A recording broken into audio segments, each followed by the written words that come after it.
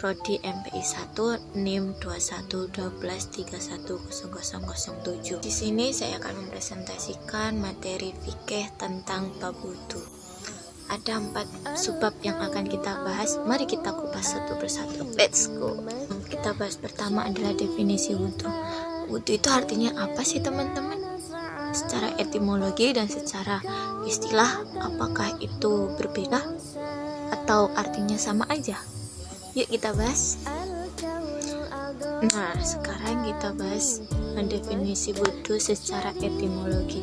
Secara etimologi, wudu berarti kebaikan atau kebersihan.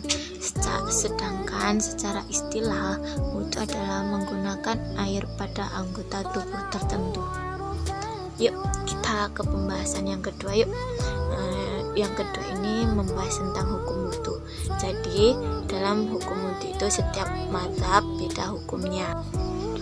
Menurut mazhab Hanafi, hukum wudu adalah ini. Untuk mazhab Imam Maliki yang ini, mazhab Hambali yang ini, dan Imam Syafi'i yang ini. Pembahasan yang ketiga yaitu syarat-syarat wudu. Syarat-syarat wudu dibagi menjadi 3, yaitu syarat wajib, syarat sah, dan syarat wajib wudu secara bersamaan. Apa sih arti syarat wajib, syarat sah, dan syarat wajib wudu secara bersamaan itu? Mungkin kebanyakan orang tahu syarat-syarat wudu itu dan tidak ada pembagiannya. Nah, mari kita bahas bareng-bareng yuk. Nah, kan ada 3 tuh, syarat wudu, syarat wajib, syarat sah, dan syarat wajib secara bersamaan. Nah, kalau syarat wajib itu syarat yang mengharuskan seseorang berwudu, contohnya balik, berakal, sehat jasmani dan rohani, dan muslim. Nah, sebelum berwudu kan seorang harus memenuhi beberapa syarat itu, ya kan? Nah, harus seorang boleh berwudu. Nah, bagaimana nih kalau ada orang yang non-muslim berwudu, apakah wudunya itu hukumnya sah atau tidak? Nah, jadi kalau ada seorang muslim yang berwudu itu wudunya tidak sah karena syarat utama berwudu adalah muslim, balik, berakal. Oke, untuk syarat yang kedua yaitu syarat syah. Syarat syah adalah syarat di mana wudu menjadi tidak sah tanpa terpenuhinya syarat tersebut. Contohnya, air yang digunakan harus suci dan mensucikan. Air suci dan mensucikan itu apa saja sih? Yang pertama itu air hujan, terus air sumur, air laut, air sungai, air salju, air telaga, dan air embun.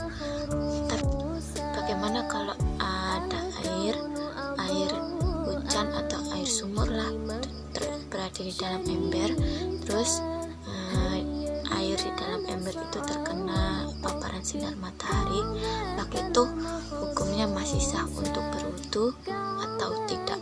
Nah, kalau ada air yang seperti itu namanya air yang suci dan dapat menyucikan, tetapi makruh untuk digunakan bersuci.